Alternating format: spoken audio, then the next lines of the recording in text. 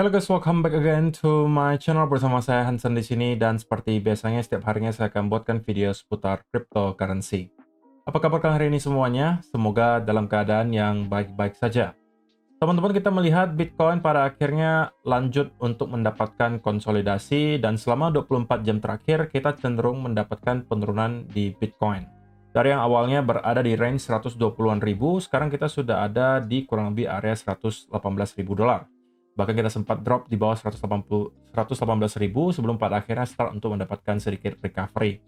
Sebenarnya ini sudah sesuai dengan ekspektasi kita di video kemarin, bahwa saya sampaikan in the short term bias saya adalah bearish, diakibatkan beberapa alasan yang sudah saya paparkan di video kemarin. Tapi yang lebih penting tentunya adalah what's next gitu ya, apa yang kira-kira bisa kita expect berikutnya, kita bakalan bahas di video hari ini. Jadi pastikan kalian stay tune terus sampai akhir video. So, teman-teman, per hari ini kita melihat crypto global market cap itu berada di angka 3,87 triliun dolar atau turun sekitar 1,56%. Sedangkan kalau kita melihat top 10 coin sendiri, teman-teman, keadaannya juga dominan berwarna merah ya. Penurunannya ranging antara 0, sekian persen hingga kurang lebih 3%. Yang menjadi top performer dan satu-satunya yang hijau di 24 jam terakhir di top 10 adalah Dogecoin. Kenaikannya 7,75% ke 0,2547 dolar. So, itu adalah outlook sementara dari beberapa top coin yang ada. Sekarang kita langsung aja masuk ke beberapa data dan berita terbaru hari ini. Nah, yang pertama, teman-teman, meskipun harga Bitcoin tampak tidak bergeming selama beberapa hari terakhir gitu ya, kita hanya sideways ranging saja, tapi yang terjadi di belakang layar itu sebenarnya sangat banyak dan rata-rata menurut saya positif. Salah satunya adalah Donald Trump yang nge-sign Genius Act namanya, dan ini adalah aturan baru, ini regulasi baru yang dibuat oleh pemerintahan Amerika Serikat untuk mengatur seputaran cryptocurrency. Salah satunya adalah persoalan stablecoin. Nah, sekarang para bank-bank besar di Amerika Serikat itu tentunya sudah bisa masuk ke sektor stablecoin dengan adanya peraturan baru ini. Artinya regulasinya sekarang sudah jelas, didukung oleh pemerintah, sehingga bank-bank besar seperti JP Morgan dan kawan-kawan ya ada kemungkinan bakalan bisa membuat stablecoin sendiri. Apa alasannya kok? Simple, karena profit yang dihasilkan oleh issuer dari stablecoin itu gede-gede banget.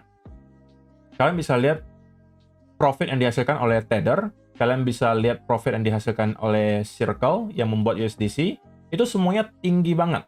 Ya, ini kan semuanya hanya persoalan cuan saja, teman-teman. Di mana ada cuan, ya di situ pasti akan menarik para pemain besar untuk masuk.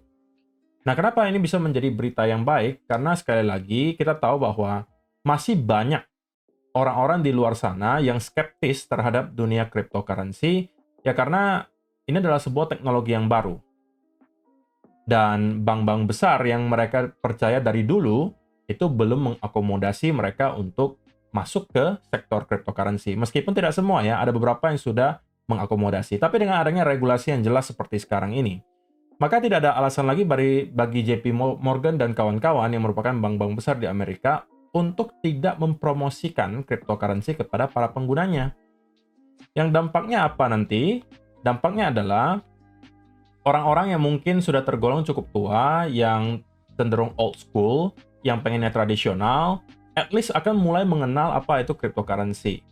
Dan mungkin akan sedikit lebih percaya karena bank yang mereka percayai seperti JP Morgan dan kawan-kawan yang mulai mengatakan bahwa ya ini memang adalah sesuatu yang legit gitu. Ini bukan sebuah scam, dan kita melihat development-nya dalam beberapa waktu terakhir itu sangat masif. Sehingga itu akan menjadi sumber demand baru lagi untuk cryptocurrency market. Karena semakin banyak stablecoin yang ada di on-chain tentunya, ya berarti kita bisa expect bahwa dia bakalan di-convert ke dalam bentuk altcoin atau Bitcoin. Karena kalau cuma dimasukkan ke on-chain tapi hanya dipegang dalam bentuk stablecoin, ya buat apa gitu. Mending dipegang aja dalam bentuk fiat, karena kan value-nya sama saja gitu. Karena, jadi kalau misalnya nanti sudah ada beberapa institusi besar di Amerika Serikat yang start untuk melakukan hal tersebut, yaitu membuat stablecoin mereka sendiri, yaitu bisa menjadi sebuah sumber demand baru lagi untuk cryptocurrency market, karena harusnya jumlah stablecoin yang akan ada di on-chain itu bakalan semakin tinggi. Jadi itu adalah berita yang baik, teman-teman. Dan yang kedua, kita melihat dari segi data on-chain juga, semuanya masih mengarah ke sisi yang positif, terutama untuk Bitcoin ya. Ini adalah realized cap, teman-teman. Atau simpelnya merupakan jumlah uang yang sebenarnya masuk ke Bitcoin. Dan secara total, ini sudah hit ke angka 1 triliun dolar. Jadi teman-teman harus bedakan ya, apa itu market cap, apa itu realized cap. Kalau market cap, perhitungannya berbeda. Kalau realized cap intinya adalah memang jumlah uang sebenarnya yang masuk ke cryptocurrency Bitcoin. Kalian bisa temukan penjelasan detailnya atau penjelasan simpelnya itu di YouTube. Kalian bisa cek saja karena kalau saya jelaskan di sini nanti jatuhnya terlalu panjang gitu ya. Jadi intinya metrik ini juga menunjukkan bahwa realized cap sudah hit ke milestone yang baru yaitu adalah 1 triliun dolar. Dan angkanya itu secara eksponensial terus mengalami kenaikan dari beberapa tahun terakhir yang bahkan gitu ya, itu masih jauh di bawah 0,2 triliun dolar di sini. Ini baru kurang lebih ya 7 tahun yang lalu, teman-teman. Sekarang kita sudah melihat kenaikan yang sangat luar biasa dan kita sudah hit ke milestone yang baru yaitu adalah 1 triliun dolar dan kemungkinan kita tidak akan berhenti di sini. Kita mungkin akan hit ke angka 2, 3, 4 atau bahkan 5 triliun dolar dalam waktu mungkin 1 dekade ke depan.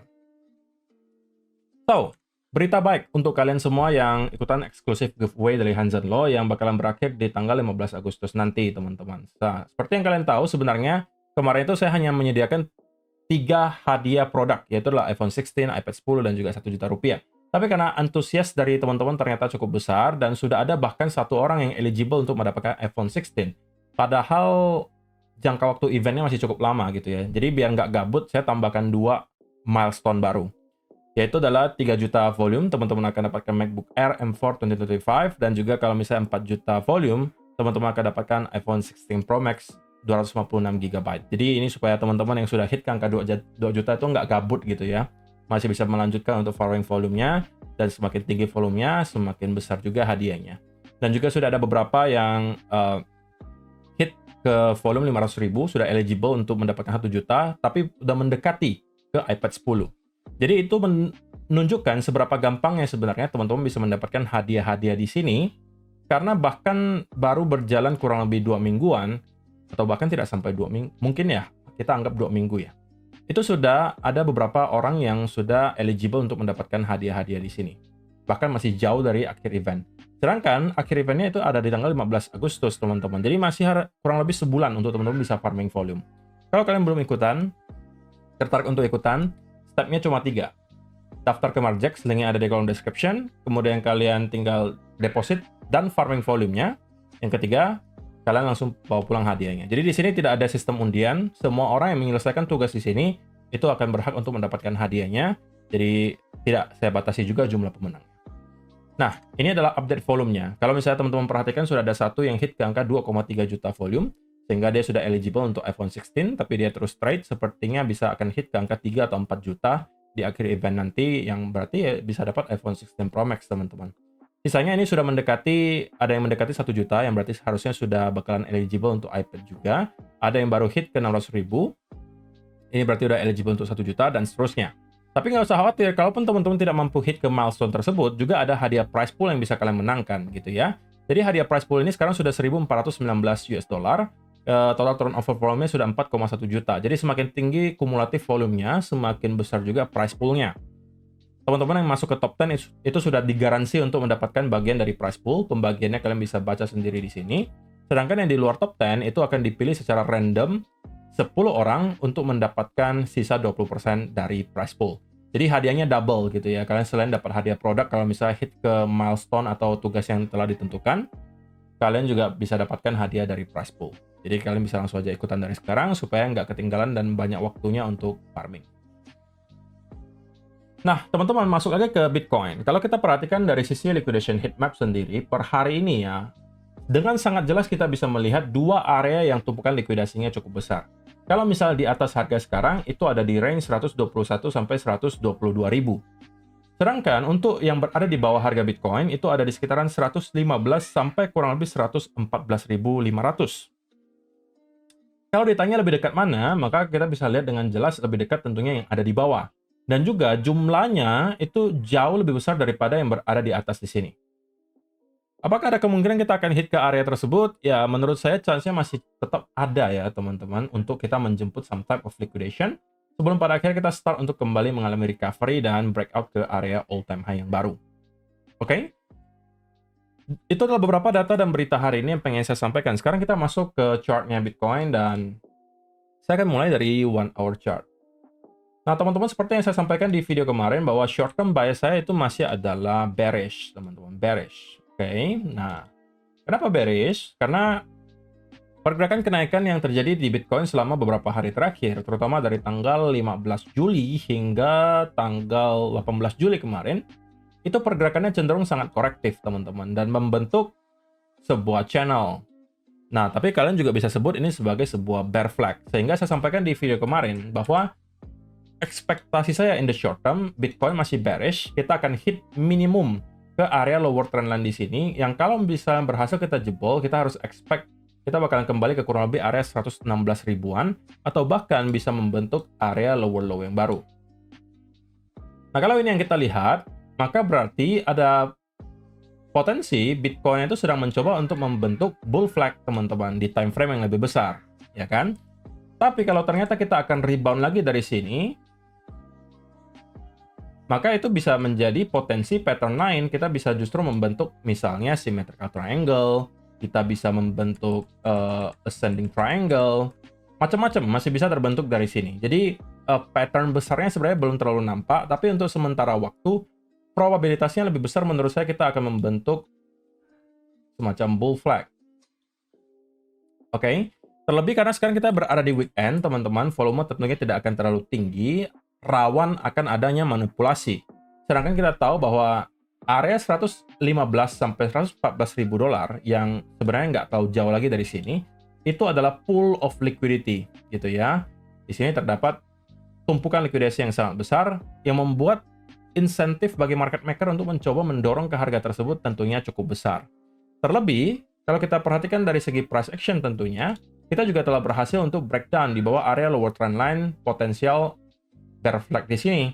Yang berarti, sekarang kita sedang berada di tahap retest untuk kemungkinan membuat area lower low baru. Setidaknya akan kembali ke area 116.000, atau bahkan kita bisa jebol ke area lower low yang baru. Nah, invalidasi dari senario bearish kita in the short term adalah kita kalau misalnya kembali berhasil reclaim di atas area 119.500, oke? Yang sebenarnya kalau kita perhatikan, ini juga sebelumnya merupakan area major resistance, oke? Di sini, di sini, di sini, di sini, dan juga di sini. Kalau kita berhasil reclaim di atas area tersebut, maka ada dua hal yang terjadi. Selain daripada kita berhasil jebol di atas area major resistance, kita juga telah berhasil kembali reclaim di atas area lower trendline di sini, which is adalah dua good sign gitu ya untuk Bitcoin. Dan kalau itu yang kita lihat, ya kita bisa expect kita akan nge-push lagi. Minimal menurut saya akan sampai ke area 121.500 dolar. Yang kalau misalnya ternyata nanti pergerakannya tiba-tiba impulsif, ya itu bisa jadi berarti kita juga telah menyelesaikan koreksi yang terjadi selama beberapa hari terakhir ini. Tapi untuk sementara waktu menurut saya, senario ini probabilitasnya bukan yang paling besar untuk terjadi. Yang lebih besar menurut saya masih adalah kita akan melanjutkan konsolidasi di sini, dan akan membuat lower low baru atau setidaknya nge-retest ke area 116.000 di sini untuk menjemput some type of liquidation dulu di sekitaran area ini sebelum pada akhirnya kita akan start lagi untuk mendapatkan some type of rebound gitu ya. Jadi saya rasa itu sih teman-teman yang perlu saya sampaikan di video hari ini. Pada intinya kesimpulannya adalah in the short term bias saya masih dalam keadaan bearish. Kemarin bearish itu sudah tepat. Hari ini saya juga masih dalam keadaan bearish meskipun kita bisa aja tetap merangkak naik sedikit ke atas untuk nge-retest dulu ke area lower trend line. Itu sesuatu yang sangat wajar. Tapi in the end, saya masih expect kita akan lanjut sell off ke bawah. Oke? Nah, invalidasi dari scenario tersebut adalah kalau kita reclaim di atas area 119.500 dan close di atas area tersebut, baiknya di minimal hourly candle. Oke? Terima kasih untuk teman-teman yang telah menonton sampai selesai video hari ini. Semoga bisa bermanfaat untuk kalian semua. See you in the next video. Bye-bye.